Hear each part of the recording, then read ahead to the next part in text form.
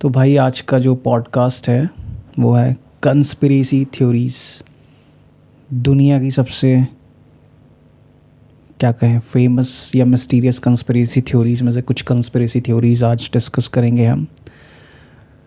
तो पहली जो कंस्पिरेसी थ्योरी शुरू करूँ मैंने इसके बारे में ना बहुत पहले पढ़ा था यूट्यूब पर। भाई एक वीडियो देखा था मैंने कई साल पहले, ठीक है। बंदे का नाम था रसल टार्ग और उसके नीचे टाइटल था banned TED talk of Russell Targ, ठीक है। उसमें जो वो बंदा चीज़ें एक्सप्लेन कर रहा था ना, उसे सुन के मतलब मेरा भाई दिमाग घूम गया था। उसमें वो क्या एक्सप्लेन करता है कि रसल टार्ग कि कोल्ड वॉर के टाइम पे जब रशिया और अमेरिका के बीच में एक कोल्ड वॉर चल रही थी, जिस टाइम पे ये स्पेस रेस टाइप की सारी चीज़ें हो रही थी, तो अमेरिका की जो CIA है और शायद एक और उनकी DRI है या DSI है, डिफेंस सिक्योरिटी ऑर्गेनाइजेशन है, इंस्टीट्यूशन करके कोई उनकी एक और ब्रांच है। NSA भी है। एक NSA भी है। तो वो एक सीक्रेट प्रोजेक्ट पे मतलब इन्वेस्ट करती है। तो उसने वो सारी कहानी बताई कि वो सीक्रेट प्रोजेक्ट शुरू कैसे हुआ था और शुरू किस वजह से हुआ था। तो रसल टार्ग भाई जो क्या है कि बेसिकली वो कोई ऐसा बंदा नहीं है कि कहते हैं ना कि नॉर्मली कुछ भी ऐसा हो। वो एक फिजिसिस्ट था जिसने एक बहुत पावरफुल लेज़र का इन्वेंशन भी किया था, ठीक है। लेज़र फिजिसिस्ट था वो। तो एकदम साइंटिफिक टेम्परामेंट वाला बंदा जिसकी बहुत स्ट्रॉन्ग एजुकेशन है फिज़िक्स के फील्ड में, ठीक है। तो वो SRI में जॉब करता था, स्टैनफोर्ड रिसर्च इंस्टीट्यूट में। तो वो बेसिकली क्या करते हैं, एक कुछ ग्रुप ऑफ पीपल का एक तरीके से एक ग्रुप बनाते हैं, ठीक है, जिसमें कि वो रिसर्च कर रहे थे टेलीकिनेसिस, टेलीपैथी, इन सब टाइप की चीज़ों पे, ठीक है।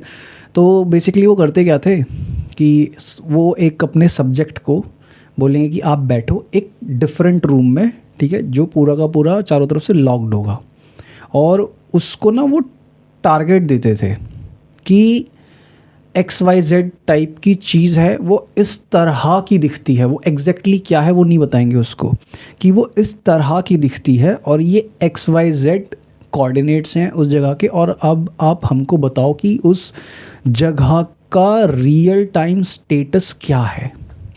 बंदा बैठेगा अपने उस रूम में और पूरा प्रॉपर उस चीज़ के ऊपर फोकस करेगा और देखने की कोशिश करेगा बेसिकली अपने माइंड के अंदर। तो उनका ये सब चल रहा था। उनको काफ़ी सारे मतलब सक्सेसेस भी मिले इन चीज़ों में। अब धीरे धीरे क्या होता है, ये सारी चीज़ थोड़ा सा गवर्नमेंट की नज़रों में आने लगी कि भाई ऐसे ऐसे SRI में एक इस टाइप का कुछ रिसर्च प्रोजेक्ट टाइप चल रहा है। तो गवर्नमेंट उनको बोलती है कि ठीक है भाई, आपको हम फंडिंग करते हैं, आप हमें कुछ मतलब कुछ ठोस रिज़ल्ट ला के दिखाओ। तो उस टाइम पे क्या था, उस टाइम पे उस एरिया में, उस शहर में एक लड़की किडनैप हो रखी थी, ठीक है। तो वो पुलिस वालों के पास जाते हैं और बोलते हैं कि ऐसे ऐसे हम आपकी हेल्प कर सकते हैं इस केस में। तो पुलिस वाले कहते हैं कि ठीक है। तो उनके पास ना एक साइकिक था, बहुत फेमस साइकिक है, पैट प्राइस नाम था उसका। वो मतलब उनका होगा ना दी मोस्ट इम्पॉर्टेंट बंदा, जो सब में टॉप 1% पे था उनका। तो वो बोलता है कि आप ना मेरे को आपके यहाँ पे जो क्रिमिनल्स हैं उनकी वो दो बुकलेट दिखाओ जिसमें आप उनका सारा डेटा और फोटोज़ वगैरह स्टोर करके रखते हो। तो पुलिस वाले उसके सामने वो रख देते हैं। तो वो देखता है पेज बाय पेज पलटता है, फिर वो एक क्रिमिनल के ऊपर पिन पॉइंट करके बताता है ये बंदा है, ये रिंग मास्टर है जिसने वो पूरा किडनैपिंग को ऑर्गेनाइज़ करवाया है, ठीक है। और भी इसके साथ बंदे इन्वॉल्व हैं उसमें। वो कहता है ठीक है। तो पुलिस वाले फिर ढूंढते ढांढते हैं उसको 3-4 दिन, फिर 3-4 दिन पुलिस वाले फिर पैट प्राइस के पास वापस जाते हैं और इस बार वो पैट प्राइस से बोलते हैं कि यार हमें ना कुछ ठोस वो दो कि कुछ हेल्प मिले, हमें इस चीज़ में हेल्प नहीं मिल पा रही है, हम उस बंदे को ढूंढ रहे हैं लेकिन वो कहीं मिल ही नहीं रहा, और कुछ सबूत वाली चीज़ मिले। तो पैट प्राइस उनसे पता क्या बोलता है, वो सीधा ये बोलता है कि अच्छा अगर मैं तुम्हें उस गाड़ी की लोकेशन बता दूं जिसमें उस लड़की का किडनैप हुआ है। पुलिस वाले चौंक जाते हैं कि मतलब तुम मजाक कर रहे हो क्या? अरे नहीं, मैं लोकेशन बता सकता हूँ तुम्हें। तो वो उनको लोकेशन बताता है कि ऐसे ऐसे कि एक पुल है, उसके पास एक फला एक रेस्टोरेंट है, ठीक है, और उस रेस्टोरेंट से आगे जाते हुए 2 इलेक्ट्रिक पोल्स पड़ते हैं। ऐसे ऐसे वो लोकेशन बता रहा था कि वो पुल है, उस पुल के पास एक वाइट कलर की एक इको टाइप की गाड़ी जैसी होती है ना, वो खड़ी है, ठीक है। तो जो डिटेक्टिव होता है ना उनमें से एक पुलिस वालों के साथ, वो कहता है कि मैं समझ गया आप किस लोकेशन की बात कर रहे हो, ये मेरे घर की तरफ जाते हुए रास्ता है, उस पर ये लोकेशन पड़ती है। तो कहते हैं ठीक है भाई। पुलिस वाले और डिटेक्टिव उस जगह को ढूंढने के लिए निकल जाते हैं, और जब उस पुल वाले एरिया पे पहुंच जाते हैं और वहाँ पे पूरा का पूरा सर्च ऑपरेशन चलाते हैं, उनको भाई वो गाड़ी खड़ी हुई वहाँ मिल जाती है। और उस गाड़ी को जब खोल के चेक करते हैं तो जो किलर्स ने गन्स और बुलेट्स वगैरह कुछ फायर करी होंगी उस किडनैपिंग को करने के लिए, तो उनके जो फ्रेश कार्ट्रिजेस होता है, कारतूस होता है बंदूक का, वो भी पड़ा हुआ मिल जाता है। तो फिर वहाँ से उस लड़की को ढूंढा जाता है, तो वो लड़की मिल जाती है बाद में। तो उससे फिर जो गवर्नमेंट ने उनको बोला था ना कि कुछ ठोस सबूत दो हमको कि हाँ तुम्हारी ये टेक्निक काम करती है, तो वो लेके जाते हैं उसको कि देखो भाई हमने एक रियल किडनैपिंग केस को सॉल्व करने में हेल्प करी है इस तरीके से। तो उनको फंडिंग मिल जाती है। फिर आगे उनको टारगेट्स दिए जाते हैं, ठीक है। तो वो एक्सप्लेन कर रहा था कि जैसे कि उन्होंने एक टारगेट सॉल्व किया था कि एक जगह, एक सेक्लूडेड एरिया था बहुत सीक्रेटली, उसमें रशियंस एक मेटालिक स्फीयर की कंस्ट्रक्शन कर रहे थे जिसमें कि वो न्यूक्लियर बॉम्ब बनाते, जिससे वो, ठीक है, उसके अंदर यूरेनियम प्लूटोनियम वगैरह जो भी यूज़ करते वो रखा जाता। तो प्रॉपर वो चल रही थी मैन्युफैक्चरिंग उस फैक्ट्री के अंदर। वो पूरा का पूरा ट्रैक करके बताते हैं कि भाई लैटिट्यूड और लॉन्जिट्यूड जो उनको दिया जाता है कि भाई ये पिन पॉइंट जगह ये है, तो वो बताते भाई वो भी एकदम मिल जाता है और वो भी सॉल्व कर देते हैं। मतलब वो बेसिकली टेक्निक उनकी ये होती थी कि तू आया मेरे पास, ठीक है, तूने बोला कि नवल मुझे ना खबर मिली है सीक्रेट एजेंसी के थ्रू कि राजस्थान के रेगिस्तानों में कोई सीक्रेट बंकर बनाया गया है जो दुश्मन देश के एजेंट्स ने बनाया है, और वहाँ पे ना वो कुछ प्लान कर रहे हैं, तो मुझे ना उसकी इन्फॉर्मेशन चाहिए। तो अब तूने मेरे को बोल दिया राजस्थान के रेगिस्तानों में, ठीक है, मेरे को सिर्फ इतना पता है।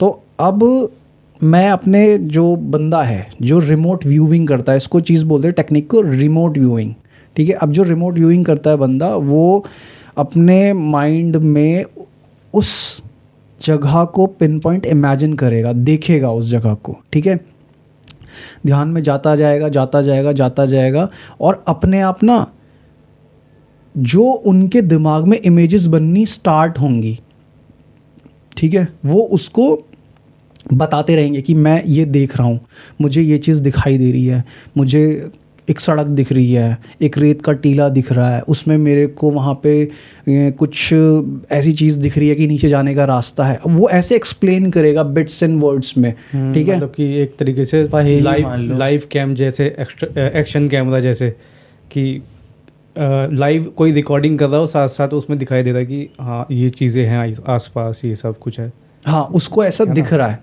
तो जो भी इमेजेस आ रही हैं आँख बंद करके उसके सामने, ठीक है, किसके सामने? जो बंदा रिमोट व्यूइंग कर रहा है, जो आँख बंद करके फोकस बना के जो मेडिटेशन टाइप कुछ कर रहा है इसमें नहीं, कोई मशीन नहीं है, वो खाली एक कमरे में बैठा हुआ और सोच रहा है उस बारे में, मेडिटेशन की तरह, काइंड ऑफ मेडिटेशन की तरह अपने दिमाग को उस जगह पे ले जा रहा है, वो अपने थॉट्स के थ्रू उस जगह को अपने दिमाग में देख रहा है वो। इसको वो भी कहते हैं ना extra sensory perception. Extra sensory perception.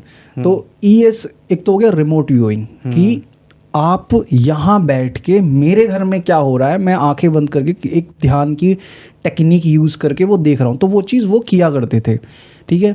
अब जो भी उनके दिमाग में इमेजेस आ रही हैं वो उस चीज़ को एक्सप्लेन क्या मतलब बताते थे कि मुझे ये दिख रहा है, मुझे ये दिख रहा है, मुझे ये दिख रहा है, ठीक है। अब बाकी की जो टीम थी उनकी पूरी, वो अब उस डेटा पे काम करती थी, उस इंफॉर्मेशन पे काम करती थी जो उस रिमोट व्यूअर ने दी है उनको। अब उनका काम था उस इंफॉर्मेशन को जोड़ना, ठीक है। अच्छा, उन्हें सब कुछ कुछ पॉइंट्स मिल गए हैं, अब हाँ, उसको पहेली से कहानी मिल गए, बनानी सुलझानी है। हाँ, अब इसको जोड़ना है हमें, ठीक है। अब जैसे जोड़ के उन्होंने उस इंफॉर्मेशन को बनाया, ठीक है। अब उनको किसी जगह का पता चला कि ओके ठीक है, ये जो उसने इंफॉर्मेशन दी है हमको वो इस चीज़ से मैच हो रही है। फिर वो वहाँ जाते थे, उस जगह से कंफर्म करते थे। अब वहाँ पहुँच के पता चलता था कि ये इंफॉर्मेशन सही है कि नहीं है। हमेशा सही होती थी, मतलब उनकी जो रिसर्च थी ना पूरी, उसका ये कहा गया था कि ये 10,000 में 1th ऑफ अ चांस ऐसा होता था कि ये फेल हो जाएं। 10,000 में 1 चांस होता था कि ये फेल हो जाए। कि सबसे जो इंटरेस्टिंग जो उनके साथ एक सिनेरियो हुआ था, इंसिडेंट हुआ था, कि जिसमें कि मतलब उन्होंने पास्ट में जाके चीज़ें देखी थी। वो थी पास्ट में भी जा सकते हैं। पास्ट में जाके उन्होंने चीज़ें देखी थी। तो जब उनके सामने वो चीज़ आई ना, जब उनको पता चला कि ऐसा हुआ है, तो वो खुद शॉक हो गए थे। हुआ क्या था कि उनको ना जब वो ऐसी कुछ टेस्ट रन कर रहे थे अपने, तो उनको एक जगह की वो मिलती है, वही कोऑर्डिनेट्स मिलते हैं उनको, ठीक है भाई, ये कोऑर्डिनेट्स हैं और हमें इस कोऑर्डिनेट्स पे चेक करके बताओ क्या चीज़ें हैं, ठीक है। तो जो उनका, मैं कहा ना कि टॉप ऑफ द लाइन बंदा था, द बेस्ट रिमोट व्यूअर, उसको वो कोऑर्डिनेट्स दिए जाते हैं पैट प्राइस को, और पैट प्राइस वही अपना ध्यान में जाके उस जगह के कोऑर्डिनेट्स को सिर्फ इमेजिन कर रहा है, ठीक है।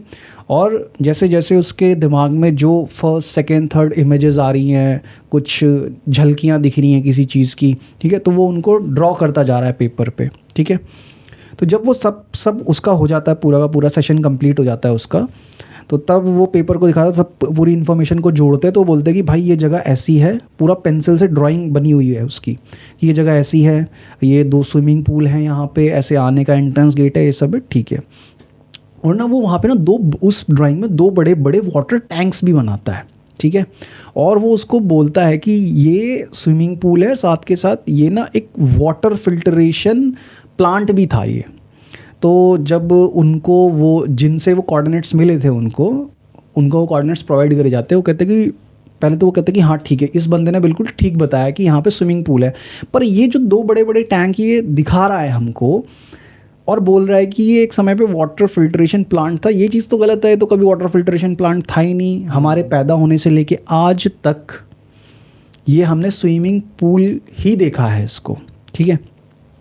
अब क्या होता है भाई, कुछ दिन बीत जाते हैं, उनके पास एक पोस्ट आता है, ठीक है। पोस्ट से एक लेटर आता है, लेटर खोलते हैं, क्या कहते हैं, रसल टाग एंड पैट प्राइस और उनका पूरा जो ग्रुप होता है, उसके अंदर से एक फ़ोटो होती है। और जो सिटी होती है ना, सिटी की मतलब ये मान ले कि जो म्यूनसिपल कॉरपोरेशन या नगर निगम टाइप की कोई उनकी ऑर्गेनाइजेशन होगी, ठीक है, वो लेटर के साथ भेजती है उनको कि आपने जो चीज़ बताई थी, तो हमको ना इस सिटी का पुराना नक्शा मिला है, ठीक है।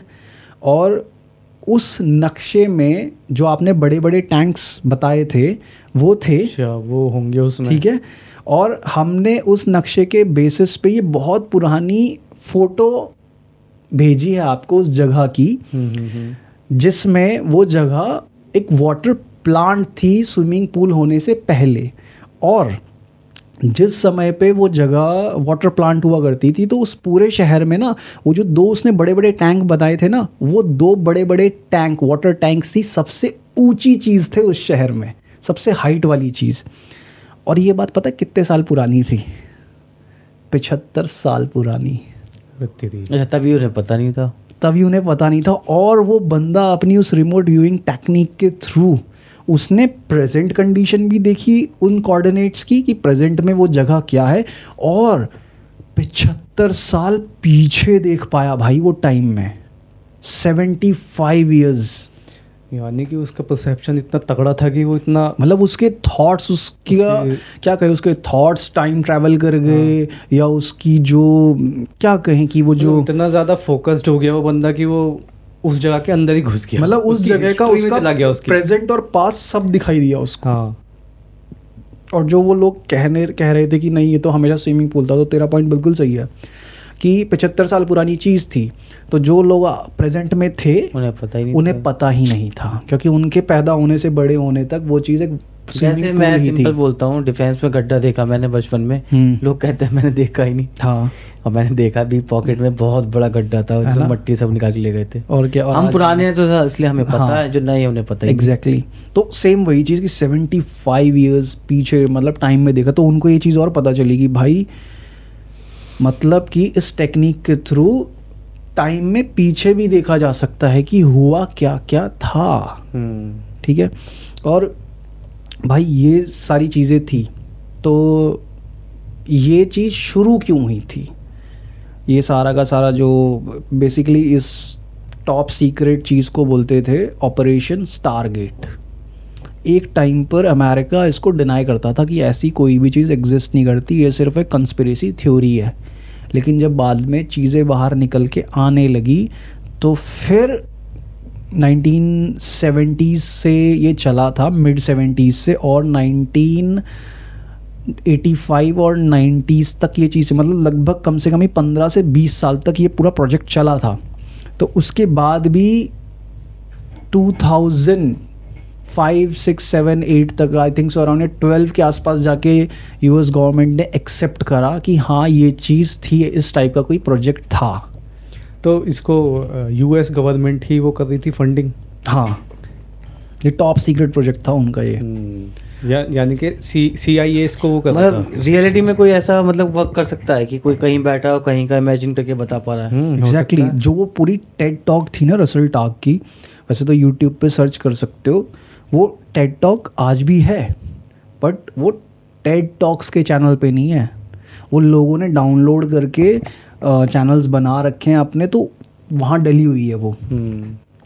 तो उस पूरे टेड टॉक में, अपने पूरे के पूरे लेक्चर में रसल टॉक जो है वो यही एक्सप्लेन कर रहा है कि इंसान जो है वो एक फिज़िकल फॉर्म ऑफ लाइफ नहीं है, सिर्फ ये बॉडी नहीं है।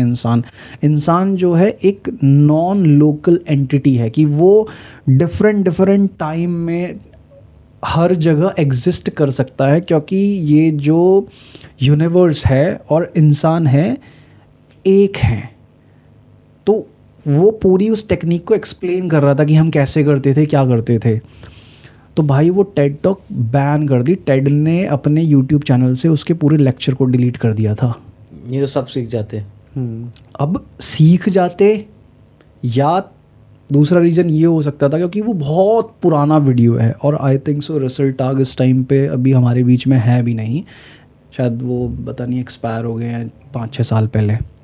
तो उस टाइम तक शायद यूएस गवर्नमेंट ने ना उस चीज़ को एक्सेप्ट भी नहीं करा था। तो एक चीज़ होती है ना कि क्योंकि वो मेन बंदों में से एक था जिसने उस पूरे के पूरे प्रोग्राम में काम किया था, वो जाके रिक्रूट करता था बंदों को, हायर करता था रिमोट व्यूअर बनाने के लिए कि हमें। तो बेसिकली वो किसी को भी बना सकते थे, वो टेक्निक सिखा के जैसे मान ले कि 20 लोग हायर करे, 20 लोगों का वो एग्जाम लेते थे किसी तरीके से, उनका क्राइटेरिया होगा कौन है, ठीक है, फिर 20 में से 5 सेलेक्ट हुए, तो उन 5 के अंदर उनको दिखा कि हाँ इनके अंदर है थोड़ा एक्स्ट्रा सेंसरी परसेप्शन वाली चीज़। वो कह रहा है ना, जैसे इसने बोला मन ने कि ESP एक्स्ट्रा सेंसरी परसेप्शन क्या है, तो बोलते ना भाई किसी बंदे की सिक्स्थ सेंस बड़ी स्ट्रांग होती है। वो सिक्स्थ सेंस क्या है, वो ESP ही है, एक्स्ट्रा सेंसरी परसेप्शन, इसको बोलते ही गेस करना। भाई वो उसका दिमाग वो जो कह देता है ना ऐसा होने वाला है। रिसेंटली मेरी वाइफ, हम लोग अभी कहीं गए थे, तो किसी नोन में ही मतलब कोई मतलब कोई चला गया, तो मेरी वाइफ मुझे बता रही थी बैठ के कि उसको जाने से पहले उनके घर पे उसको ऐसे लगा कि अगर हम जाएंगे मिल के आएंगे, कभी ऐसा हो गया कि हम मिल के आए हैं और वो चले गए ऐसे दुनिया से ही, तो ऐसा ना लगे कि मतलब हमारे जाने से कुछ हो गया। ऐसे थॉट चल रहा था, कुछ हुआ नहीं था। एंड यू नो व्हाट, हम जाके आते हैं एकदम कॉल आता है कि लाइक ही पास्ड अवे, तो उसको लगा कि भाई ये कैसे हो गया। तो वो जो चीज़ है ना कि तेरी वाइफ ने सोचा और वो चीज़ एग्जैक्टली वैसे ही हो गई जैसा ख्याल थॉट आ रहा था उसके दिमाग में, तो उसको ही कहते हैं ESP। तो ये होता है ना कि इंसानों के साथ, हम जैसे नॉर्मल इंसान हैं तो हमारे साथ कभी कभी ये चीज़ें ना बहुत रैंडमली होता है ना। रिसर्च में यही कहते हैं, होता सभी के पास हाँ, है ना, बट लेकिन ये है कि कुछ लोग होते हैं उसको एनहेंस कर लेते हैं और उसको अपनी पावर बना लेते हैं काइंड ऑफ। क्योंकि मेरी वाइफ मुझसे पूछी थी कि हुआ कैसे, क्योंकि वो तो ना रैंडम थॉट मेरे दिमाग में आया और एग्जैक्ट वैसे ही हुआ, तो मुझे बिलीव सा नहीं हुआ कि यार ये कैसे हो गया। तो होता है ना कि जैसे कि कभी रैंडम ही, ऐसे तो क्या इंसान के दिमाग में 100 थॉट्स चलते दिन भर में और उसमें से कितने नेगेटिव भी आते होंगे ना कि भाई ऐसा ना हो जाए, तो सब कुछ उसमें से रियल नहीं होता। लेकिन महीने में 6 महीने में एक थॉट ऐसा आता है कि यार ऐसा लग रहा है कि ऐसा ना हो जाए, और वो चीज़ हो जाती है। तो क्या ये जो सेंस है ना, ये सबके पास होती है, बट ये क्या, ये रैंडमली काम करती है। मैंने इस चीज़ को ऐसे समझा था, पता नहीं कहाँ मैंने पढ़ा था, कि समटाइम्स हम लोग मूवीज़ देखते हैं और हमें पता नहीं होता कि आगे क्या होने वाला है, बट हम गैस कर लेते हैं अरे आगे ये होएगा, और वही हो जाता है। ठीक है, तो और ना लाइक मजाक में हम लोग बोल देते हैं फैमिली में भी कि देखा डायरेक्टर मैं ही हूँ, राइटर मैं ही हूँ, लेकिन अगर वैसे सोचा जाए उस समय होता क्या है, तो उसमें वो एक्सप्लेन कर रहा था कि ऐसा होता है कि जो राइटर रहा है, जिसने ये स्टोरी लिखी है, तुम देखते देखते उसकी फ्रिक्वेंसी से मैच कर गया, इसलिए तुम्हें पता चल गया कि अब होने क्या वाला है। कि उस राइटर की राइटिंग के टाइम पे जो फ्रिक्वेंसी रही होगी सोच की, उसी सोच की फ्रिक्वेंसी से तुम मैच कर गए, तभी तुम्हें पता चल गया। और जिसको मतलब तुम एग्जैक्ट बता रहे हो कि क्या होता है, से उसने भी तो देख लेना क्या होने वाला है। एग्जैक्टली। तो क्या होता है कि सेंसेस सबके पास ही हैं, क्योंकि मूवीज में बहुत होता है सब। हाँ, पर क्या होता है कि ना कि नॉर्मल तुम्हारे हमारे जैसे लोगों के साथ ये चीज़ रैंडमली होती है, लेकिन जब ESP के थ्रू जो रिमोट व्यूइंग की और ये जो ट्रेनिंग होती है ना, तो होता है कि आपकी वो सेंस वो स्ट्रॉन्ग कर देते हैं, बार बार प्रैक्टिस करा करा के वो आपकी वो जो सेंस है ना वो स्ट्रॉन्ग हो जाती है, तो आप एट विल उसको यूज़ कर सकते हो। तो ESP का प्रोग्राम ये था कि वो एक टाइप से साइकिक्स की आर्मी बना रहे थे, सीक्रेट साइकिक एजेंट्स बना रहे थे यूनाइटेड स्टेट वाले उस टॉप सीक्रेट प्रोग्राम के अंदर, ताकि वो रशिया की स्पाइंग कर सकें। क्योंकि उनको पहले इन्फॉर्मेशन क्या मिलती है कि ये जो प्रोग्राम था ना, इस टाइप का प्रोग्राम रशिया ने पहले शुरू करा था। तो इनका तो रेस स्टार्टिंग से रही है, जैसे रशिया ने काफी सारे एक्सपेरिमेंट्स रशिया ने किए हैं, अमेरिकन गवर्नमेंट ने। मैंने तो ये सुना जब सोवियत यूनियन तब से इनका आपस में चल ही रहा है कुछ। हाँ, क्योंकि ये इसलिए चल रहा है क्योंकि सोवियत यूनियन USSR जो था वो और America after World War I, ये दो फोर्सेस थी जो दुनिया में सबसे स्ट्रॉन्ग थी। मतलब ये दो सुपर पावर्स थी। अब दो सुपर पावर्स के बीच में टक्कर और रेस लगी हुई थी कि मेन सुपर पावर कौन बनेगा। बल्कि तू ये वाला बता रहा है कि ये वाला जो प्रोजेक्ट था ये US गवर्नमेंट ने किया है, ये उससे पहले हिटलर चलाता था। ये वाला हिटलर चलाता था? कैसे, बता मेरे को ज़रा कुछ। कि मतलब पहले उसने करा था, उसके बाद कुछ डॉक्यूमेंटेशन थे, तो बाद में इन लोगों ने स्टार्ट किया, ऐसा कुछ था। हो सकता है क्योंकि World War II के बाद यूनाइटेड स्टेट्स ने काफ़ी सारे नाज़ी साइंटिस्टों को अपने देश में जगह दे दी थी, उनकी पूरी नाज़ी वाली आइडेंटिटी वॉश ऑफ करके। इवन यहाँ तक कि जो यूनाइटेड स्टेट्स का पूरा मून लैंडिंग वाला प्रोजेक्ट था कि इंसान को चांद पे कैसे भेजना है, वो भी इसी बेस पे था कि वो क्या नाम है, रशिया ने एक एक्सपेरिमेंट कर दिया था जिसमें वो सैटेलाइट भेज दिया था उन्होंने। हाँ। जिसकी वजह से कॉन्ट्राडिक्टिंग उनको लगा कि भाई ये हमसे आगे निकल गए हैं, अब हमें कुछ करना पड़ेगा। तो उस समय उन्होंने एक प्रेस कॉन्फ्रेंस में ऑल ऑफ अ सडन बोल दिया कि हम अगले साल ऐसे इंसान को भेजेंगे। जॉन एफ कैनेडी ने वो चीज़ बोली थी। बट मैं यहाँ ये बता रहा हूँ कि भाई उनका जो पूरा प्रोग्राम था उसको पता है किसने लीड करा है? वर्नन वॉन ब्राउन करके बंदा था साइंटिस्ट, वो एक नाज़ी साइंटिस्ट था भाई। वो मतलब जो हिटलर के लिए क्या कहते हैं, हिटलर के लिए प्रॉपर अपनी फैक्ट्रीज में रॉकेट्स बनाते थे, मिसाइल्स बनाते थे, नई नई टेक्नोलॉजी, मिसाइल की टेक्नोलॉजी पे काम करते थे। वर्नन वॉन ब्राउन वो मेन साइंटिस्ट था। और वो पता क्या करते थे, World War II पे क्या था के टाइम पे क्या था कि वहाँ पे जितना भी जो भी काम था सारे ज्यूज से कराते थे वो, उन सबको पूरा का पूरा कैंप्स में रख लिया था और फैक्ट्री में सारा काम उनसे कराते थे जर्मन्स, नाजीज जो थे। तो क्या करते थे कि कोई भी जैसे वर्नन वॉन ब्राउन की जो फैक्ट्री में कोई भी डेली के 5 ज्यूज़ को पकड़ते थे वो, जो सबसे स्लो काम कर रहे हैं, जो काम नहीं कर पा रहे, और उनको भाई फैक्ट्री के बीचों बीच चेन से लटका के उल्टा टांग दिया जाता था और उसके बाद भूख प्यास से वो लटके लटके मर जाते थे। उसने ये काम करे हैं और अमेरिका ने सिर्फ अपने फ़ायदे के लिए कि ये बंदा बहुत, क्योंकि उस टाइम पे भाई नाजीज जो थे ना वो इतने हाई टेक थे, दुनिया का सबसे पहला फ्लाइंग जेट, जो आज के टाइम में फाइटर जेट देखते हैं ना, दुनिया का सबसे पहला फाइटर जेट नाजियों ने बनाया था।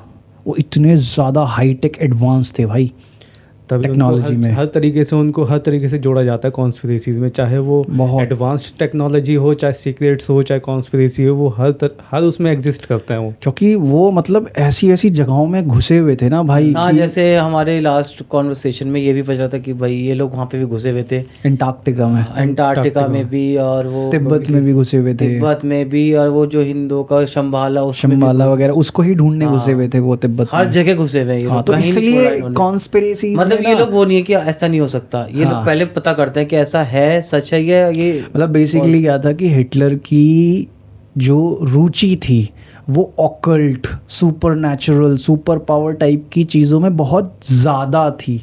उसको ये था कि वो किसी भी तरीके से ना बहुत पावरफुल इंसान बनना चाहता था। अब चाहे वो इन सुपर नेचुरल चीज़ों के थ्रू बने या फिर वो जो साइंस एंड टेक्नोलॉजी के थ्रू बने। नहीं, जनरली सोचता ना आदमी कि यार ये सब चीज़ें गलत हो सकती हैं, झूठ हो सकता है, बट नहीं, ढूंढो पहले। हाँ, अब मतलब ये वे था। इवन यहाँ तक कि ना जर्मनी में एक ऑकल्ट सोसाइटी थी कुछ लोगों की। पहले वो छोटे से शुरुआत हुई थी इसकी, फिर वो धीरे धीरे करके इतनी बड़ी बन गई। बड़ी बनने का उसका रीज़न क्या था? हिटलर का उस छोटे से ऑकल्ट ग्रुप को सपोर्ट। क्यों? क्योंकि वो इसी टाइप की बातें करा करते थे। उस सोसाइटी का नाम था व्रिल सोसाइटी, VRILL शायद। तो व्रिल सोसाइटी करके एक सोसाइटी थी जिसको एक लेडी ने बनाया था। तो उसके अंदर यही ऑकल्ट मतलब ब्लैक मैजिक, तंत्र मंत्र और सुपर नेचुरल बीइंग्स और कैसे उनकी पावर को एक्सट्रैक्ट किया जा सकता है, किस तरीके से कोई एक रिचुअल परफॉर्म करके हम गॉड्स या डीमंस की हेल्प लेके और किसी भी तरह के अपने काम को बना सकते हैं, जैसे वॉर को किस तरीके से जीत सकते हैं। तो हिटलर का बहुत ज़्यादा इंटरेस्ट था उस टाइप की चीज़ों में, तो इसलिए उसने इस टाइप की चीज़ों को भाई बड़ा मतलब बढ़ावा दिया कि अच्छा ठीक है, आपको लगता है कि किसी ने उसको बोला कि भाई ऐसे ऐसे हमें इन्फॉर्मेशन मिली है कि एवरेस्ट में जाएंगे तो हमें ये कोई रेलिक मिल सकता है, इस टाइप का कोई मटका है या खंजर है जिसमें ये ताकत है। तो कहा ठीक है, एक 50 लोगों की बटालियन बनाओ, फंड्स लो और जाओ करो। उसका ये था। मैं वही तो कह रहा हूँ, पहले उसका ये था, पावर का भूखा आदमी था वो। अच्छा, इससे ये हो सकता है, उसको ये दिमाग नहीं लगाता था कि वो सही है गलत है, जाओ पहले देख के आओ। हाँ, और दूसरा ये भी था कि मतलब जो लोग थे वो उसके पास चीज़ें भी वही लेकर आते थे जो मतलब माइथोलॉजीज़ के हिसाब से एग्जिस्ट करती थी, क्योंकि झूठ उससे कोई नहीं बोल सकता था। झूठ ना बोलने का रीज़न क्योंकि नाजीज़ की जो गवर्नमेंट थी उसमें है कि भाई अगर तुम्हारा कुछ भी गड़बड़ झाला पकड़ा गया ना, फिर कोई सुनवाई नहीं है, सीधा ठाएं मौत है। तो उसे मतलब ऐसी ही चीज़ें पेश की जाती थी कि जिनकी एग्जिस्टेंस की कुछ ना कुछ मतलब 1% भी चांस हो तो हाँ, कि हाँ, ये तो उसके सामने वो सारे मतलब बंदे जाते थे ना, तो प्रॉपर रिसर्च पेपर सब कुछ लेके जाते थे कि हाँ इसका बाइबल में यहाँ मेंशन है, इसका इस ग्रंथ में मेंशन है, देखो इस किताब में इसने मेंशन किया है, वो कहानी बड़ी मशहूर है उस जगह पे इस चीज़ से रिलेटेड फोकलोर। मैं वही तो कह रहा हूँ, जनरली लोग सोचते हैं कि अरे यार फेक होगा, लेकिन नहीं, उसका ये तो जाओ पता करो। ये चीज़ थी उसकी, बंदे भेजता था वो। हाँ, पावर का भूखा आदमी भाई, वो कुछ भी करने के लिए राजी था उस समय पे। तो यूनाइटेड स्टेट्स ने भाई ये काम करे हैं। मुझे तो कई बार ऐसा लगता है हिटलर होता तो शायद वो पिरामिड का ऐसे ही ढूंढ लेता, तोड़ो इसे। हाँ, वो तोड़ देता वो क्या इसके तोड़ देता वो 100% तोड़ देता वो उसको, क्या है क्या नहीं है। फिर नेक्स्ट हम आगे किस कॉन्स्पिरेसी थ्योरी की तरफ बढ़ रहे हैं? बस इनका यही था, मतलब ये इस टाइप से यूएस ने ख़त्म कर दिया चीज़ों को। इसके अलावा भी और एलैबोरेट कर सकते हैं हम, जैसे कि एक चीज़ और हुई थी, स्टारगेट से ही आगे जाके एक और टॉप सीक्रेट प्रोजेक्ट बना था जिसका नाम था MK अल्ट्रा, ठीक है। और MK अल्ट्रा के पैरेलली एक प्रोजेक्ट चल रहा था जिसका नाम था द मॉन्टॉक प्रोजेक्ट। तुम लोगों ने एक नेटफ्लिक्स पे सीरीज देखी होगी द स्ट्रेंजर थिंग्स, वो बताते हैं मॉन्टॉक तुमने देखी है? मैंने पूरा देखे उसके सारे सीजन देखे हैं ना। तो देखा ना कि वो कैसे एक हॉकन शहर के अंदर एक सीक्रेट लेबोरेटरी है, ऊपर से छोटी सी दिखती है लेकिन अंडरग्राउंड पूरा, मतलब ऑलमोस्ट ये मान 1/3 शहर के अंदर वो पूरी लेबोरेटरी फैली हुई है वो, ठीक है। वो जो सीरीज है ना वो MK अल्ट्रा और द मॉन्टॉक प्रोजेक्ट से इंस्पायर्ड है। और इवन यहाँ तक कि उस सीरीज़ का जो नाम है ना वो स्ट्रेंजर थिंग्स नहीं था पहले, उस सीरीज़ का नाम ही द मॉन्टॉक प्रोजेक्ट था। तो फिर उसके ऊपर आया ऑब्जेक्शन कि भाई ये नहीं रख सकते, क्योंकि क्या था मॉन्टॉक प्रोजेक्ट में? मॉन्टॉक प्रोजेक्ट में ये था भाई कि सीक्रेट माइंड कंट्रोल। अभी तो मैंने बताया तुमको कि माइंड की पावर से यूज करके दिखाते हैं, माइंड कंट्रोल से तो कर रही होती सारे काम। एग्जैक्टली कि चीज़ों को हिलाना, पोर्टल्स खोल देना, दूसरे इंसान को कंट्रोल करना। तो मॉन्टॉक प्रोजेक्ट और MK अल्ट्रा के अंदर माइंड कंट्रोल था। MK अल्ट्रा के अंदर था माइंड वॉशिंग और मॉन्टॉक प्रोजेक्ट के अंदर था माइंड कंट्रोल, ठीक है। और स्टारगेट के अंदर था माइंड की पावर का यूज़ कैसे करना है, ठीक है। तो MK अल्ट्रा बताता हूँ भाई, MK अल्ट्रा बड़ा फैसिनेटिंग है। MK अल्ट्रा में तुम लोगों ने LSD ड्रग के बारे में तो सुना होगा ना, ठीक है। लाइसर्जिक डाइथियामाइन या थियामाइड होता है वो, जिससे लोगों को वो होते हैं हेलुसिनेशन। तो लाइसर्जिक डाइथियामाइन LSD, जिस बंदे ने, जिस साइंटिस्ट ने इस ड्रग को बनाया था, ये बना था लैब में। वो एक साइकाइट्रिस्ट था, ठीक है, और कैनेडियन साइंटिस्ट था वो, ऑन द पागल एक नंबर का, मतलब कहते हैं ना जुनूनी पागल, जिसको ये ऑब्सेशन है कि इंसान का दिमाग कैसे चलता है मुझे ये समझना है, ठीक है। तो कनाडा की अपनी लैब के अंदर वो ये काम किया करता था। तो जैसे होता है ना कि हर प्रोजेक्ट को चलाने के लिए भाई पैसा चाहिए होता है, ऑब्वियस सी बात है, पूरी फैसिलिटी उसको चलानी है, पेशेंट्स को रखना है, उनका खाना, फिर उसके साथ जो और डॉक्टर्स काम कर रहे हैं उनकी सैलरीज़ वगैरह सब कुछ लगता है, ठीक है। तो वो इस प्रोजेक्ट को लेके पहुंचा US गवर्नमेंट के पास, मतलब कि भाई देखो ऐसा ऐसा प्रोजेक्ट है। उस टाइम पे ये सारी चीज़ें भाई हुई हैं कोल्ड वॉर और वर्ल्ड वॉर 2 के बाद ही, ठीक है। तो पहुंचा वो लेके, बोला कि भाई ऐसा ऐसा मेरे पास एक तरीके से कहूँ कि टेक्नोलॉजी है या ये कैपेबिलिटी है कि मैं इस तरह की टेक्नोलॉजी डेवलप कर सकता हूँ इंसानों का ही दिमाग यूज़ करके, कि हम किसी भी इंसान का ना ब्रेन वॉश कर सकते हैं और उससे वो काम करा सकते हैं जो हमारे बेनिफिट का हो, और वो उस इंसान को पता ही नहीं चलेगा। बेसिकली कि अगर मैं तेरे को कहूँ कि यार शिवम, मेरे को ना एक बंदे से बड़ी प्रॉब्लम है और ना वो मेरे बिजनेस में ना बड़ी अड़चन डाल रहा है, तू जा यार उसको ना गोली मार के एलिमिनेट कर दे, तो क्या तू राइट माइंड में मेरी बात मान लेगा? मैं तुझे कितना ही पैसा दूं, कितना ही प्रेशराइज करूं, पॉसिबल ही नहीं है। रेजिस्टेंस रहेगा तेरे दिमाग में, नहीं नहीं नहीं।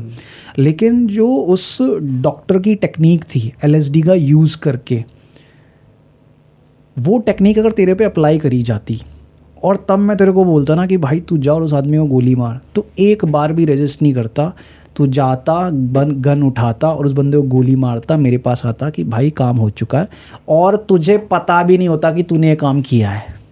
वाह। वो इस चीज़ पे काम कर रहा था कि ब्रेन वॉश कैसे किया जा सके किसी इंसान का, ठीक है। तुमने बहुत पहले एक पिक्चर आई थी भाई, मेरे को अभी याद आया, वैन डैम की मूवीज़ देखी है तूने? Rob Van Dam. कोई मूवी बता। ब्लड स्पोर्ट नहीं, एक्सपेंडेबल्स शायद ब्लड स्पोर्ट में वो ब्लैक वाले जो होते हैं शायद। नहीं, एक यार वाइट अमेरिकन हीरो है एक, तुमने बड़ा वो देखा होगा, रिंग में लड़ता है वो एक्टर, अपनी दोनों टांगे ऐसे स्प्लिट कर लेता है प्रॉपर। वो तो नहीं कह रहा रैम्बो? नहीं, वो सिल्वेस्टर स्टैलोन है यार। रॉब वैन डैम, एक्सपेंडेबल्स देखिए तुमने? नाम तो देखी होगी। अबे सिल्वेस्टर स्टैलोन की एक्सपेंडेबल्स नहीं देखी, जिसमें सिल्वेस्टर स्टैलोन है और जेसन स्टेटम है और एक वो ब्लैक बंदा कौन है, टेरी क्रूज टकलू, वो पूरी टीम होती है उनकी, वो अलग अलग मिशंस करने जाते हैं, उनको उसका पैसा मिलता है। एक्सपेंडेबल्स नहीं देखी तुमने? है, मैंने देखी है, लेकिन मुझे बहुत टाइम पहले देखी है। अरे यार अब तुम्हें कैसे बताऊं। तो रॉब वैन डैम जो है वो बहुत फेमस एक्टर है, ठीक है उसका। और एक बंदा और है, अनडिस्प्यूटेड देखिए किसी ने? जॉन बोएगा, देखी तो है, जिसमें वो जेल के अंदर होते हैं और बॉक्सिंग करते हैं उसमें। अच्छा समझ गया, ठीक है, वो दाढ़ी वाला जिसने टैटू बनाया, टैटू कराया, एक वो एक्टर, ठीक है। तो रॉब वैन डैम और वो जो जॉन बोएगा एक्टर है, स्कॉट एडकिंस नाम है शायद उसका, ठीक है। तो इन लोगों ने मिलके एक मूवी सीरीज बना रखी है जिसका नाम है यूनिवर्सल सोल्जर, ठीक है।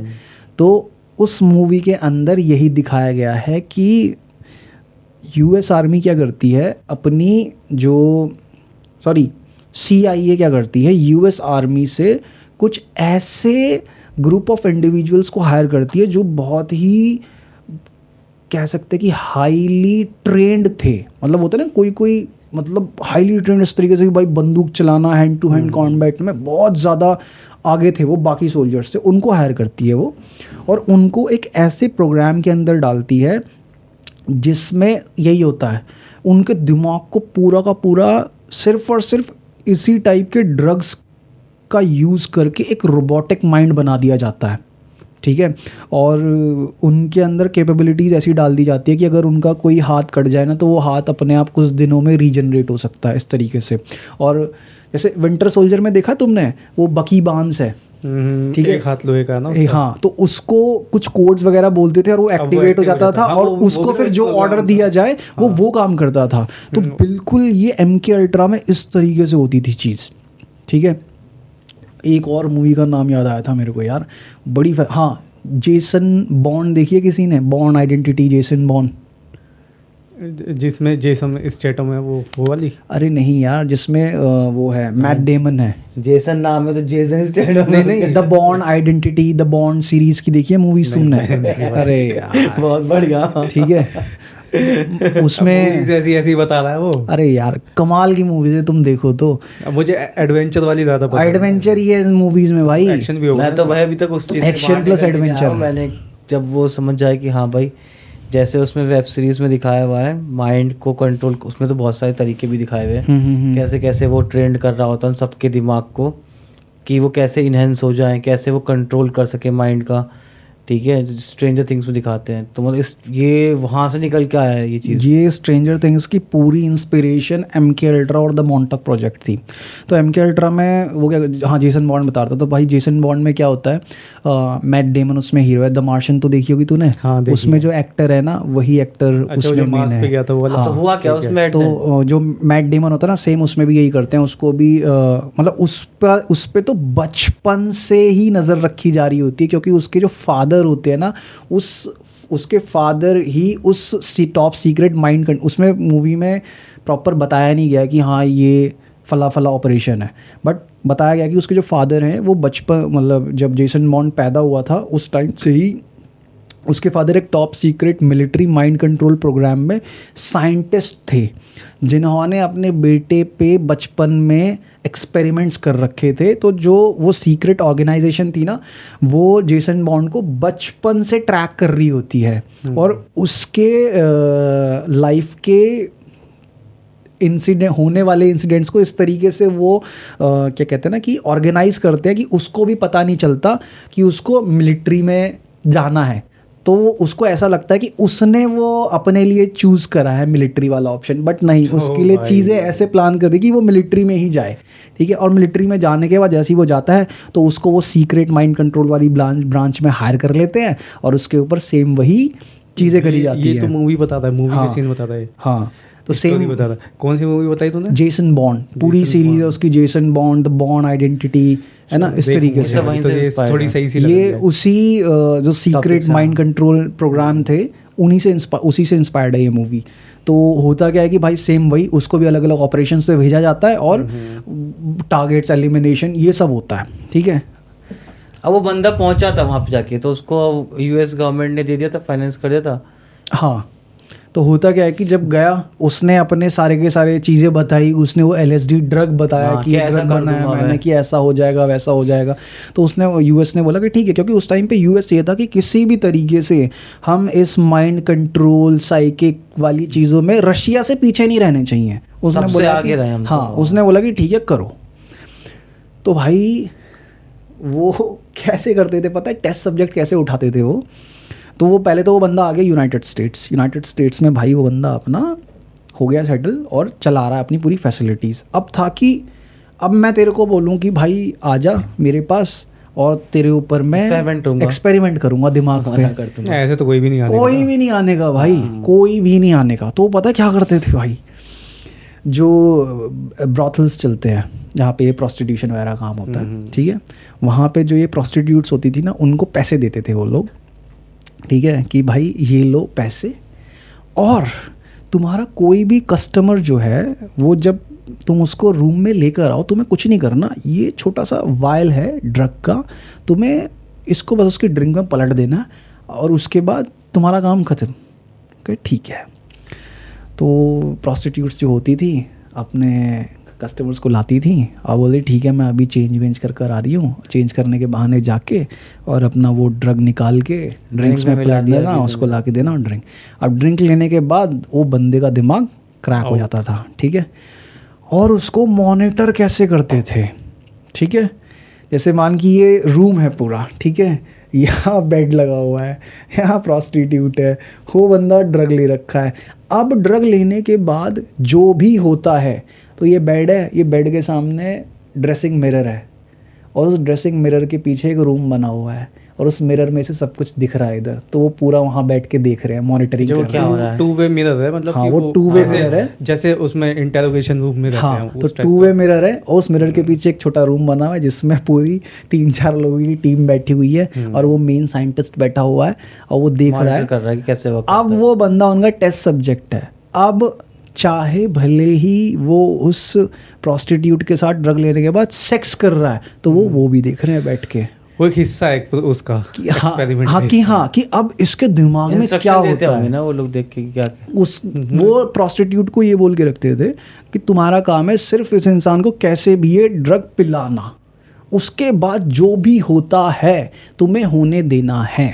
बल्कि जिस डॉक्टर की ये बात कर रहा ना भाई, वो इतना संगी था, उसके पास जो पेशेंट्स आते थे ना, वो उनके ऊपर भी एक्सपेरिमेंट्स करता था। Exactly. लाइक कोई एक किसी को नहीं बख्शता था वो। नहीं, एक लेडीज थी, शायद एमिली नाम था उसका, है ना, तो वो डिप्रेशन की शिकार थी, उसको डिप्रेशन था बहुत खतरनाक वाला। ये रियल केस बता रहा भाई ये, और ये रियल है, ये वो बंदी है। तो वो जाती है उसके पास, उसको मतलब आता है थॉट आता है कि उस डॉक्टर को दिखाना चाहिए। वो साइकाइट्रिस्ट डॉक्टर था, वो बहुत फेमस था अपनी जगह में। तो वो जाती है उसके पास भाई साहब, तो वो डॉक्टर चेकअप करता है, उसका इलाज शुरू करता है। इलाज वो नहीं करता इसका डिप्रेशन ठीक हो जाए, वो अपना इलाज चलाता है। बस उसको देखना होता है, LSD ड्रग्स के देखने होते हैं कि इसका माइंड किस तरीके से रिएक्ट करता है। चिप वगैरह लगाता है दिमाग में। उसको ये मान ले जो नॉर्मल करंट आता है ना, जो नॉर्मल इलेक्ट्रिसिटी होती है उससे 1-2 गुना बढ़ा के देता है। तो पेशेंट को पता ही नहीं चलता कि उसको शॉक भी लग रहा है। इस तरीके से मतलब जो नॉर्मल पेशेंट्स आए उसके पास अपने डिप्रेशन का इलाज कराने के लिए, वो उनको भी अपने एक्सपेरिमेंट का पार्ट बना के एक तरीके से ट्रीट कर रहा था उनको। ऐसे एक पागल डॉक्टर के बारे में तो मुझे भी पता है। हाँ, तो भाई अलग टाइप के पागल है ये भी। हाँ, तो फिर वो खुद ही सब कुछ बन रहा होता उसके सामने। फिर होता क्या था भाई कि जैसे कि कुछ केसेस में ऐसा आता था कि जैसे सब्जेक्ट्स को जब वो ड्रग दी गई, ठीक है, प्रोस्टिट्यूट्स ने ड्रिंक में वो ड्रग मिला दी गई, तो बंदा क्या है ना कि 3-4 घंटे तक पड़ा है और वो छत को देख रहा है बस, ठीक है, छत को देख रहा है। और मतलब कोई है कि वो रो रहा है, रोते हुए वो जैसे किसी के बाप ने उनको बड़े बचपन में पीटा तो अपने मतलब बाप को गालियाँ दे रहा है कि मतलब लोगों को ना ट्रॉमा निकल के बाहर आ रहा है और उस ट्रॉमा में ना उनका ब्रेक डाउन हो रहा है भाई, ठीक है। कोई बंदा है उसको वो ड्रग लेने के बाद ना कुछ भी दिख रहा है, ऐसी चीज़ें वो बोल रहा है कि उस रूम में एग्जिस्ट नहीं कर रही वो, ठीक है, उसको ऐसी अजीबोगरीब चीज़ें दिख रही हैं। तो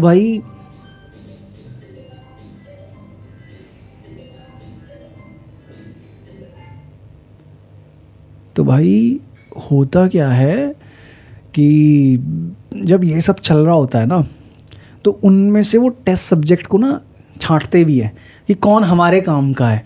तो भाई वो उनको वहाँ से उठा लेते हैं।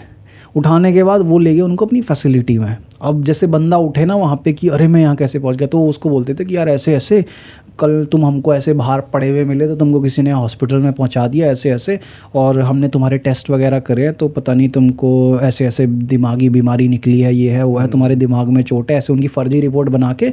और पता भी नहीं चल रहा उन पर रिसर्च चल रही है। नहीं, उनको पता ही नहीं, वो उनकी मेमोरी नहीं है, उनकी मेमोरी नहीं है। वो ड्रग लेने के बाद ना उनके दिमाग में मेमोरी ही नहीं है कि रात को हम कहाँ थे। अब उनको पता ही नहीं है। ये मान ले, नहीं, मेरा पॉइंट ये है कि अब वो उनको झूठ झाट बोल के उन पर रिसर्च चल रही है, मतलब। हाँ, अब सोच रहे खाली दिमाग का आदमी है, उसको तूने कान में उसके विस्पर डाल दे कि भाई तू, तेरा नाम ये है, तू यहाँ से आया, तुझे यहाँ जाना है। हाँ, अब वो क्या करेगा, उसके दिमाग में वही गूंज रही है। खत्म, जीरो। मतलब जो उनके साथ उस रात में हुआ ना, वही तो खत्म, बस उसका खत्म। अब जब खत्म हो गई, अब वो है ना पेशेंट जब हॉस्पिटल में जागेगा, पूछेगा ना मैं यहाँ कैसे आया।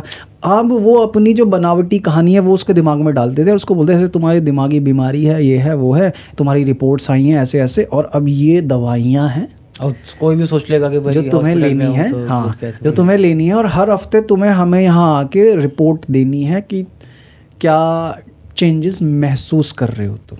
तो भाई उनको दवाइयाँ वो वही दी जाती थी, LSD की दवाइयाँ, जो उनके दिमाग में होने वाले सारे केमिकल्स को इम्बैलेंस करती थी, कुछ भी करती थी। और बंदे आके उसी हॉस्पिटल में अपना सारा का सारा उसी डॉक्टर को ब्यौरा देते थे कि अरे इस हफ्ते में रात को सो नहीं पाया, मुझे ऐसे सपने आ रहे हैं, ये हो रहा है वो हो रहा है। तो वो इंसानी दिमाग पे इस ड्रग का क्या असर है वो ये देख रहा है। और जब वो उसके पास आ रहे हैं, सेशन ले रहे हैं अपना साइकाइट्री का, तो उनको वो मैनिपुलेट कर रहा है अपनी बातों से। तो वो ये देख रहा है कि मेरी बातों का इन पे कितना असर है, कितना असर नहीं है, ठीक है, ये मैनिपुलेट हो पा रहे हैं कि नहीं हो पा रहे हैं। तो बेसिकली वो ये चेक कर रहा है। तो जब ये प्रोजेक्ट बंद हो गया जिस टाइम के बाद, तो पता है इतने सारे लोग निकल कर बाहर आए थे ना, जिन्होंने गवर्नमेंट के ऊपर केसेस करे। कितनी सारी जो प्रोस्टिट्यूट्स थी, होमलेस लोग थे, उनको तो सड़कों से ऐसे ही उठा लेते हैं लोग। और इस चीज़ का ना कोई भी ऐसा ना वो नहीं निकला, पर्टिकुलर सक्सेस रेट नहीं निकला कि हाँ भाई उस डॉक्टर ने करा तो सक्सेस हो गया, मिल गया।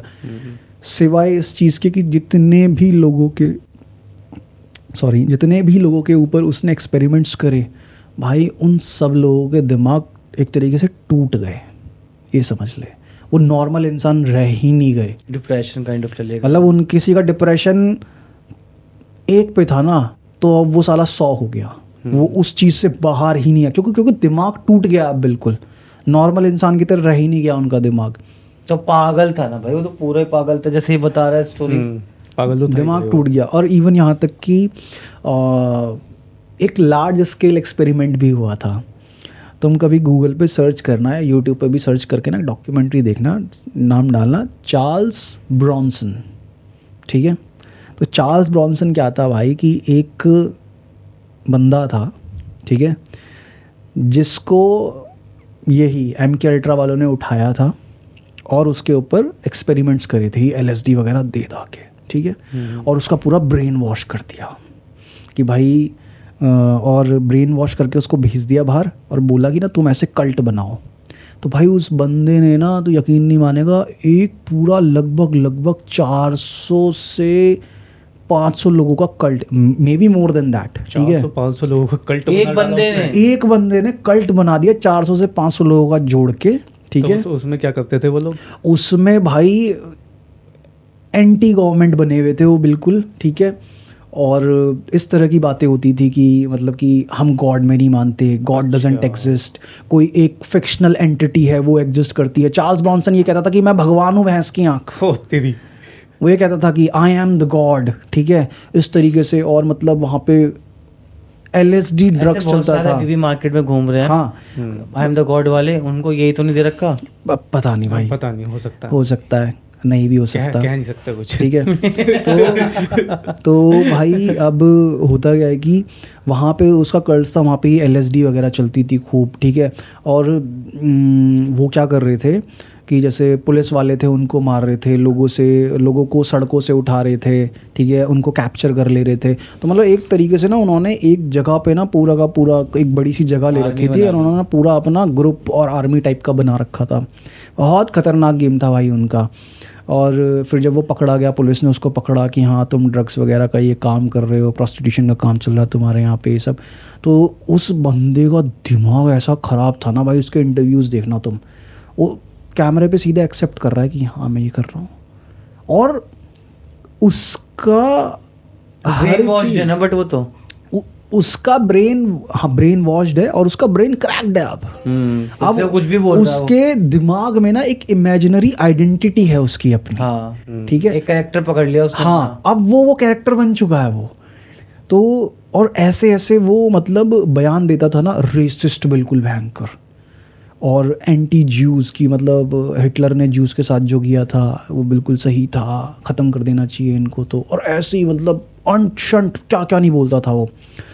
और तुम उस बंदे की बात सुनोगे ना, क्योंकि मैंने उसके इंटरव्यूज़ देखे हैं, डॉक्यूमेंट्री सुनी है मैंने उसकी, तो जैसे वो बोल रहा है कुछ भी और उसके बाद जो उसका जस्टिफिकेशन दे रहा है ना वो, तो तुम्हें ऐसा लगेगा, फील एक पॉइंट को ऐसा लगेगा हाँ यार बंदा सही तो बात कह रहा है। मतलब उसके बोलने में ऐसा मैं कहूँ कि इन्फ्लुएंस और कैरिज्मा था ना भाई, कि तुम्हें 1% को लगेगा कि हाँ सही तो कह रहा है यार ये बैंक, क्योंकि भाई वो उसका पूरा माइंड ट्रेंड उस चीज के लिए हो चुका है, वो हो चुका है उस चीज के लिए, वो दिन रात वो यही सोच रहा है। उसके दिमाग में वो कोडिंग ऐसी डाली गई है कि तुम्हें यही, अब चैट जीपीटी है, हमने चैट नहीं एक तरीके सोचा जाए ना कि क्या नाम है, सपोज कर तू कोई भी काम करेगा तो 100% दिमाग लगा के नहीं कर सकता। अब वहां पे उसको पागल कर दिया गया, वो 100% यही सोचता है, यही कर रहा है, उसके दिमाग में बस वही चल रहा है इस चीज के लिए। अब उसके दिमाग में बस वही चल रहा है। कुछ बंदे होंगे ना, जैसे कि मैं 1-2 बंदों से मिल रहा हूँ, तो उनके दिमाग में ना जैसे ये कंस्पिरेसी थ्योरीज का जो कॉन्सेप्ट है ना, वो इस कदर से घुस गया है कि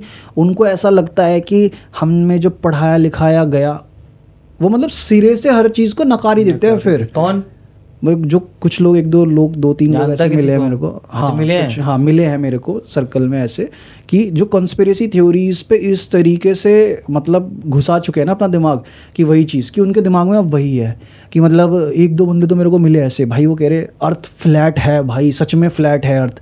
तो मैं उनसे ही बोलता हूँ, मैंने कहा चल ठीक है, मैंने तेरा कॉन्सेप्ट माना कि अर्थ फ्लैट है, तो तुम अर्थ को ही फ्लैट क्यों बोलते हो? मून फ्लैट क्यों नहीं है? मार्स फ्लैट क्यों नहीं है? सन फ्लैट क्यों नहीं है? अर्थ ही फ्लैट क्यों है? क्योंकि उनका अर्थ तो फ्लैट है ना, एक है ना तो फ्लैट भी ना हो। तो वो यही चल रहा उनका कि हाँ भाई मतलब गवर्नमेंट हमको ऐसे वो कर रही है, मैनिपुलेट कर रही है कि हम मतलब जाग ना जाए। मैंने कहा कि ठीक है, जाग ना जाए, हम सो रहे हैं सब। मतलब उनका ये है कि ना कि हम ना मतलब कि गवर्नमेंट जो भी रूल बना रही है हमको कंट्रोल करने के लिए बना रही है, ताकि ह्यूमैनिटी में एकता ना आ जाए। इंडिया की है, हाँ इंडिया की, तो विदेशों की भी बांध रहे हैं। हाँ तो कह रहे कि सब जो भी गवर्नमेंट, जो जहाँ की भी गवर्नमेंट है, हाँ वो ये इस तरीके से, तो उनका दिमाग ऐसे घुमा हुआ है। और जैसे मैं उनको थोड़ा सा जो साइंटिफिक एग्जाम्पल्स देता हूँ, एविडेंस देता हूँ, लॉजिक्स देता हूँ, वो उसको बिल्कुल नकार देता है कि नहीं भाई ये है ही नहीं, ये झूठी है। तो क्या ना उनके दिमाग में कॉन्स्पिरेसी थ्योरी इस तरीके से घुस गई है कि बस वो कॉन्स्पिरेसी थ्योरी उनके लिए रियलिटी बन गई है। तो उनका जो एक रैशनल माइंड होता है ना कि ठीक है भाई, अगर ऐसा कोई बंदा मेरे आस पास आ जाए ना, बोले फ्लैट अर्थ है और ऐसी बातें करे, तो मुझे तो ये लगेगा, मैंने कहा भाई कि मैं सो रहा हूँ या जाग रहा हूँ, ये आदमी कौन मिल गया मुझे, हाँ जिसने बुक नहीं पढ़ी बचपन में। भाई तू सोच कि सोचना कोई तुझे आगे बोल रहा है भाई फ्लाइट में नहीं बैठा क्या, फ्लाइट से पता चल जाता है कि गोल है। भाई क्या कहते हैं कि हाँ पता है वो यार कौन तो था भाई, उसने ना मेरे को मतलब उसने कहीं इंटरनेट से वो थ्योरी सुनी, ठीक है, वो तो नहीं कि फ्लाइट में नहीं बैठते, मैंने बताया था। तूने ही बताया था ना कि भाई वो कहते हैं कि बस में बैठते हैं और वो केमिकल सुना दिया जाता है और उससे ऐसा लगता है कि ना हम एक जगह से दूसरी जगह पहुंच गए हैं, और लेकिन हम जाते बस से हैं, और लेकिन उस ड्रग और केमिकल की वजह से ऐसा लगता है कि हम फ्लाइट में जा रहे हैं, फ्लाइट में जा रहे हैं, और वो टाइम डिफरेंस भी हमें फील नहीं होता है। नीचे धरती पे खड़े होकर देखते हैं, ऊपर से प्लेन जा रहे हैं, वो क्या है, वो ऐसी है, वो होलोग्राम उड़ रहे हैं। अच्छा, ऐसे ही उड़ रहा है, मैंने बताया था कि दिखाई दे रहे हैं, वो सुना था कि वो ऐसे ही लैंड कर दे रहे हैं। लेकिन जब तुम फ्लाइट में बैठ रहे हो ना और तो वो कर्व दिखता है, कर्वेचर दिखता है, उसमें मैंने कमेंट पढ़े लोगों के, कमेंट में लिखा हुआ कि भाई ये क्या माल पी रहा है भाई, हमें भी चाहिए। हाँ यार, ऐसे में तो ऐसे ही कमेंट करेंगे। भाई लिटरली ना, मतलब ठीक है, कंस्पिरेसी थ्योरीज कुछ ऐसी हैं कि जिनको मैं भी मानता हूँ कि पॉसिबिलिटी, एक होता है कि मानना की पॉसिबिलिटी है कि ये ट्रू हो सकती है, बट ये मानना कि नहीं ये ही ट्रूथ है, तो ये स्टूपिडिटी है। चलो हम मान भी ले, कोई लॉजिक भी कुछ तो हो उसके पीछे। हाँ, कुछ तो लॉजिक हो ना कि प्लेन में हमें केमिकल सुंघा दिया, नहीं यार, ये और अर्थ स्टूपिडिटी है। फ्लैट है, क्या किसी को कोई सेंस है? मतलब हाँ, स्टूपिडिटी ये है, तो तो stupidity सरासर है। स्टूपिडिटी है। तो अच्छा, हम कहाँ थे इसमें, माइंड कंट्रोल वाले में? कि मतलब वो साइंटिस्ट के बारे में बता रहा था कि वो इस टाइप, इतना इस लेवल का पागल था। हाँ, तो हाँ, वहाँ हम थे रिचर्ड ब्रॉन्सन के कल्ट पे। तो भाई वो, और कमाल की बात पता है क्या, कि उस बंदे ने अपने जो कल्ट में लोग थे उसको इस तरीके से कंट्रोल में कर रखा था या हिप्नोटाइज कर रखा था ना, वो ये बोलता था कि मेरे एक इशारे पे ना, मतलब कि जेनोसाइड हो जाएगा। ये क्या होता है? जेनोसाइड मतलब कि क्या बोलते हैं उसको, कत्लेआम, अच्छा। नरसंहार हो जाएगा। या तो मेरे जो 400-500 जो मेंबर है, कल्ट मेंबर्स, वो अपने आप को मार लेंगे क्योंकि तुमने मुझे पकड़ा हुआ है, या फिर वो निकलेंगे और तुम सबको मार देंगे।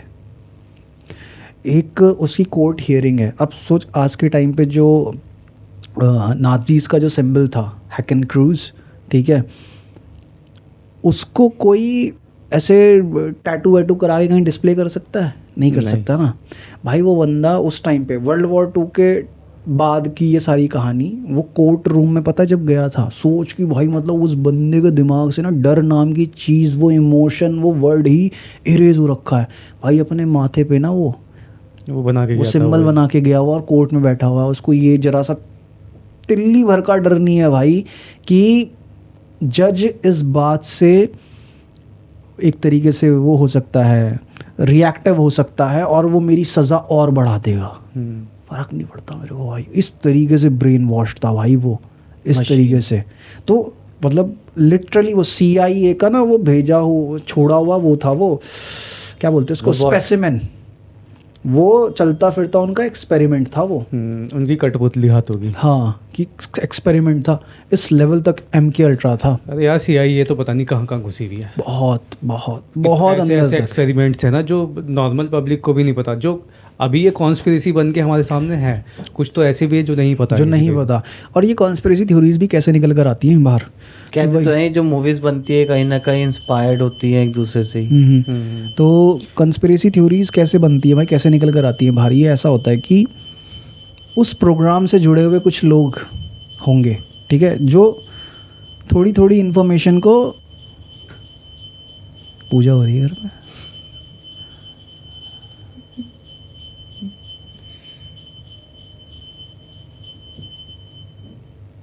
वही। तो भाई ये इन्फॉर्मेशन कैसे निकल कर आती है बाहर कि उस टाइम पे कोई प्रोग्राम चला, ठीक है, और उससे जुड़े हुए लोग फिर बाद में बाहर निकल के आके थोड़ी थोड़ी इन्फॉर्मेशन जहाँ जहाँ उनको हो सकता है वो निकालते हैं। फिर और ऐसे लोग उस टाइप की इन्फॉर्मेशन को शेयर करते हैं, तो बिट्स एंड पीसीज में ये इन्फॉर्मेशन बाहर निकलती है। और फिर जब ये इन्फॉर्मेशन कलेक्टिवली जुड़ती है तो उस पूरी टाइमलाइन में क्या क्या इंसिडेंट्स हुए, क्या क्या घटनाएं हुई, तब सब कुछ सामने निकल कर आता है बाहर। या कुछ फिर डॉक्यूमेंटेशन लीक हो जाते हैं, लीक्स हो जाते हैं, कुछ ऐसा हो जाता है ना कि कोई वो कर देता है, रिवॉल्ट कर देता है उसके अंदर का ही आदमी कुछ। हाँ, तो ये चीज़ें निकल तब ये चीज़ें बाहर निकल कर आती हैं। या फिर जैसे कि MK अल्ट्रा में हुआ, वहाँ जो लोग जिनको उनकी मतलब इन्फॉर्मेशन के बिना, उनकी इजाज़त के बिना टेस्ट सब्जेक्ट बना दिया गया, उनके साथ एक तरीके से चीट करके, जो लोग अपने डिप्रेशन का इलाज कराने के लिए पहुंचे हुए थे, अपने दिमाग का इलाज कराने पहुंचे हुए, उनको LSD ड्रग्स दिए गए, वहाँ पे टैबलेट्स दी गई, उनकी पूरी लाइफ स्पॉइल कर दी। उस तरह के लोग बाहर आए, ठीक है। जब वो और दूसरे डॉक्टर्स के पास पहुँचेगी, अब डॉक्टर टेस्ट कर रहा है तो उसको उनके ब्लड में एक ऐसे अननोन ड्रग और केमिकल के ट्रेसेस मिल रहे हैं, उसको समझ नहीं आ रहा ये क्या है, क्योंकि तब तक जो LSD था ना, वो सिर्फ और सिर्फ वही डॉक्टर यूज़ करता था, वो मार्केट में था ही नहीं। उसका अपना था ना, वो उसने खुद बनाया था, वो मार्केट में था ही नहीं। फिर जब वो प्रोजेक्ट हुआ, फिर कहाँ से उसका फॉर्मूला लीक हुआ, क्या हुआ, तो फिर वो नशेड़ियों के बीच में ही पूरा फैल गया। तो नशेड़ी लेते हैं आज की डेट में? हाँ LSD की स्ट्रिप्स आती है, रेव पार्टीज में यूज होता है, रेव पार्टीज में, हाँ नशा करने यूज के करते लिए। जब उससे पागल ही होना है। क्या होता है ना कि छोटी नॉर्मल मिनिमम क्वांटिटी में से, अब जैसे सिंपल सी बात है कि दारू तो एक बोतल पी जाए अकेला, कहानी ख़त्म हो जाएगी ना, लेकिन एक एक पैग लेके पिएगा तो नहीं चलेगा। मज़ा देगा वो। एक ड्रग और है ना वो जो तू बता रहा था, आयोवास्का, है ना? हाँ आयोवास्का है, बट वो ड्रग डिफरेंट तरीके से काम करता बेसिकली है। उसी को प्योरीफाई करके, हाँ आयोवास्का नहीं एक LSD डिफरेंट को कह रहा हूँ मैं, कि उसी को प्योरीफाई करके काइंड ऑफ, प्योरीफाई करके नहीं, उसको क्वांटिटी कम करके उसको सिर्फ और सिर्फ डिफरेंट फॉर्म देके, जैसे लिक्विड वायल हुआ करती थी तो टैबलेट्स बनाई गई उसकी, फिर स्ट्रिप्स बनाई गई, उसकी क्वांटिटी कम कर दी, जिससे क्वांटिटी कम करी मजा गई। आए, मरे ना आदमी। हाँ तो तूने वो मेंथॉल स्ट्रिप्स लिए हैं तूने? मेंथॉल स्ट्रिप्स आती है ना, एक जिम में लगा लो तो पूरा मेंथॉल हो जाता है मुंह में, इस तरह की स्ट्रिप्स आती हैं, एसिड स्ट्रिप्स बोलते हैं उनको। जैसे नीम करोली बाबा का भी बड़ा फेमस इंसिडेंट है ये एसिड स्ट्रिप के साथ। हुआ क्या था, जिस टाइम पे अमेरिका में हिप्पी मूवमेंट चल रहा था, तो एक, मुझे उनका इंग्लिश नेम नहीं पता है, बट एक बहुत फेमस साइकाइट्रिस्ट थे या कोई तो थे, PhD वगैरह किया था उन्होंने, कॉलेज के प्रोफेसर थे अमेरिकन, वो इधर आए इंडिया। तो उन्होंने घूम रहे थे वो इंडिया पूरा, क्योंकि वो स्पिरिचुअलिटी पे रिसर्च वगैरह करना ये सब थे, तो उनको नीम करोली बाबा के आश्रम के बारे में पता चलता है। तो वो पहुँचते हैं नैनीताल, तो कैची धाम पहुँच जाते हैं वो, तब बाबा थे, ये बात है 70s 80s के टाइम की। तो वो पहुँचे तो बाबा के पास बैठे हुए थे वो, और उसके बाद बाबा ने पूछा उनसे कि अरे तुमने मतलब हाथ में क्या छुपा रखा है? तो ऐसे हाथ खोलते बोलते बाबा ये ऐसे ऐसे LSD की स्ट्रिप्स हैं। तो बाबा पूछते उनसे कि इनसे होता क्या है? तो वो बोलते कि बाबा मतलब इसको लेके ना मतलब बहुत आनंद आता है, मज़ा आता। तो बाबा बोलता अच्छा। तो वो जितनी स्ट्रिप्स थी ना वो पूरा एक मुट्ठी भरते हैं बाबा, और एक बार में खटक। तो जो बंदा था ना वो अमेरिकन बंदा, वो देख के मतलब सन्नाटा कि अब तो बाबा गए, बहुत ज़्यादा हैवी हो गया, तो मतलब ओवरडोज हो गया सीधा। अब तो बाबा गए, ठीक है। और बाबा बैठे, फिर वो कहते हैं कि बाबा वहाँ बैठे हुए हैं एकदम मंद मंद मुस्कुरा रहे हैं, और कुछ नहीं हुआ उनको। तो फिर थोड़ा टाइम बीतता है, कुछ घंटे बीतते हैं, क्योंकि वो इतनी ज़्यादा हाई डोजेस थी कि कोई भी नॉर्मल बंदा उसको सर्वाइव कर ही नहीं सकता, वो ख़त्म हो जाता एक साथ इतने सारे स्ट्रिप्स, वो आधे घंटे में कहानी ख़त्म। लेकिन इतना लंबा टाइम बीत गया, 4 5 6 7 8 घंटे बीत गए। तो बाबा से बोलते हैं कि बाबा को कुछ फील नहीं हुआ? तो तब बाबा उनको बोलते हैं कि बेटा जो आनंद मेरे पास है ना उसके सामने तुम्हारा ये तो कुछ भी नहीं है भाई, ये तो कुछ भी नहीं है। मेरे को तो महसूस ही नहीं हुआ कि मतलब मेरे आनंद में, मेरे परमानंद में कुछ बढ़ोतरी करी हुई हो, तुम्हारी इन LSD स्ट्रिप्स ने कुछ बढ़ोतरी की हो, राम नाम वाले ने। ठीक है। तो फिर वो जो अमेरिकन बंदा था वो नीम करोली बाबा की शरण में आ जाता है कि अच्छा। गुरुदेव आप। अच्छा, उन्होंने तो लिखा, नाम चेंज कर लिया था फिर उसने, और फिर उसके बाद उनसे वो पूरी शिक्षा दीक्षा लेते हैं सब कुछ, और फिर वो इंसान आगे जाके बनता है द फेमस रामदास। हाँ अब पता चला, ठीक है। तो नहीं पता था, पिछली स्टोरी नहीं पता था। तो नीम करोली बाबा के साथ LSD स्ट्रिप्स का ये इंसिडेंट जुड़ा हुआ है। तो ये तो भाई मतलब बहुत खतरनाक स्टोरी रही है इन सब चीज़ों की। आज मज़ा आया हैंग करना बात करके इन कंस्पिरेसी थ्योरीज के बारे में। आगे ऐसे ही और अमेजिंग टॉपिक्स लाते रहेंगे हम। तब तक के लिए बाय बाय।